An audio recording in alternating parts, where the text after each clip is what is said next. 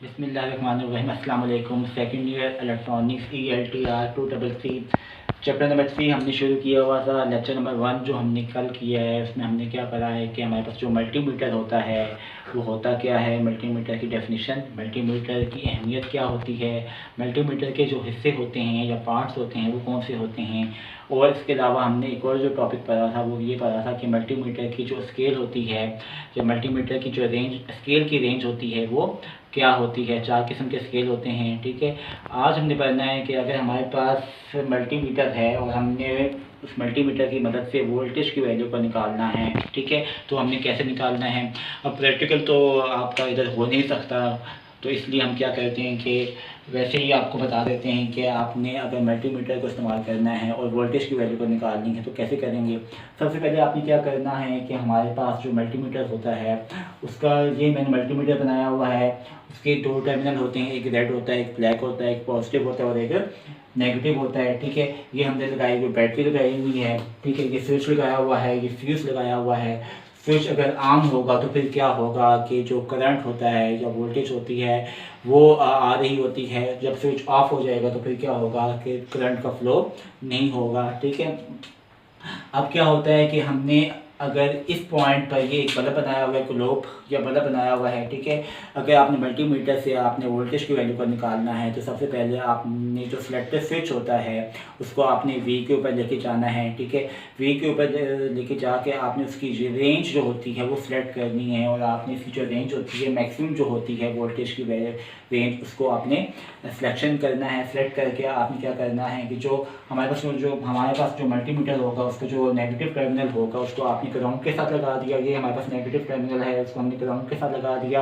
और जो positive terminal होगा, जो पॉजिटिव वायर होगी, ठीक है, उसको आपने किसके साथ लगाना है, उस पॉइंट के साथ लगाना है जहाँ पर आपने जिस पॉइंट पर आपने वोल्टेज की वैल्यू को फाइंड आउट करना है। ठीक है, उसके बाद आपने क्या करना है कि जब हमने जो पॉजिटिव को हमने उस पॉइंट पे लगा दिया जहाँ पे आपने वोल्टेज की वैल्यू को निकालना है, तो फिर आपने ऐसा ऐसा जो होता है कि रेंज को आपने ऐसा ऐसा कम करते रहना है ताकि जो स्केल के ऊपर जो रीडिंग आ रही है वो आप आसानी से इसको पढ़ सकें।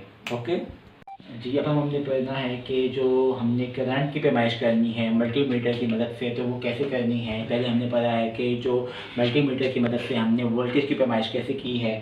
अब हमने करंट की पैमाइश करनी है, उसके लिए क्या होता है कि स्टेप नंबर 1 क्या है कि आपने जो सेलेक्टर स्विच होता है उसको आपने एम्पेयर के ऊपर लेके जाना है।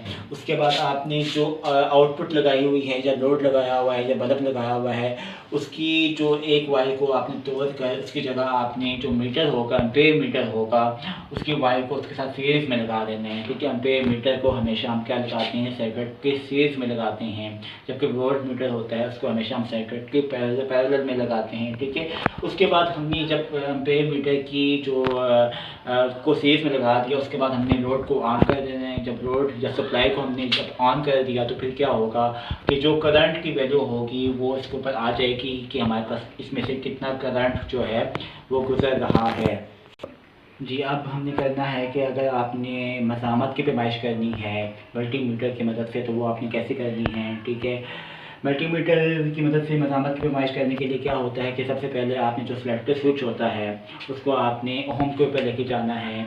ओम भी होता है उसके ऊपर, वोल्टेज भी होता है, एम्पेयर भी होता है, आपने देखा हुआ है। सबसे पहले आपने जो होता है कि जो सेलेक्टर स्विच होता है उसको ओम के ऊपर लेके जाना है। ठीक है, उसके बाद आपने क्या करना है कि जो जी, उसके बाद हमने क्या करना है कि जो मीटर की लीड को हमने जो उसके पैरेलल में लगा देना है। जो पैरेलल में लगा देंगे उसके बाद क्या होगा कि हमारे पास जो मज़ामत की वैल्यू होगी, जो जितनी भी मज़ामत लगाई हुई होगी आपने वो जो स्केल के ऊपर जो है आ जाएगी। ठीक है, क्योंकि हमारे पास जो इंटरनल सर्किट होगा वो क्या हो जाएगा, मुकम्मल हो जाएगा।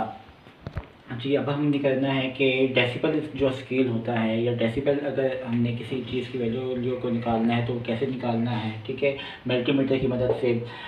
डेसिबल जो स्केल होता है वो किस मकसद के लिए होता है, पावर रेशो के लिए होता है, या इसके अलावा अगर आपने किसी ट्रांजिस्टर के आउटपुट को निकालना है, किसी सिग्नल का लेवल चेक करना है तो उसके लिए हम डेसिबल स्केल जो होता है डेसिबल को इस्तेमाल करते हैं। ठीक है, सबसे पहले इसमें क्या होता है कि आपने जो AC रेंज होती है उसकी सिलेक्शन करनी है। ठीक है, उसके बाद आपने क्या करना है कि जो डेसिबल वैल्यू होगी, जो डेसिबल स्केल होगा उसके ऊपर आपने जो वैल्यू आ रही होगी, रीडिंग जो आ रही होगी, उसको आपने पढ़ना है। उसको पढ़ के आपने जो ऑफसेट वैल्यू होगी उसको उसके अंदर ऐड कर देना है। तो हमारे पास जो होगा डेसिबल में जो रीडिंग होगी वो हमारे पास आ जाएगी। डेसिबल को हम dB पे लिखते हैं।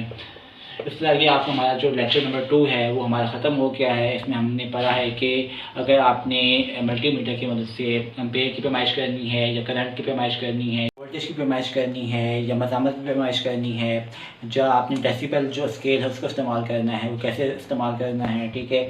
और अगर प्रैक्टिकल हमारे पास हुए तो प्रैक्टिकल में आपको बता देंगे इसको कैसे हमने इस्तेमाल करना है। आज का लेक्चर जो है ख़त्म हो गया है। Thank you very much.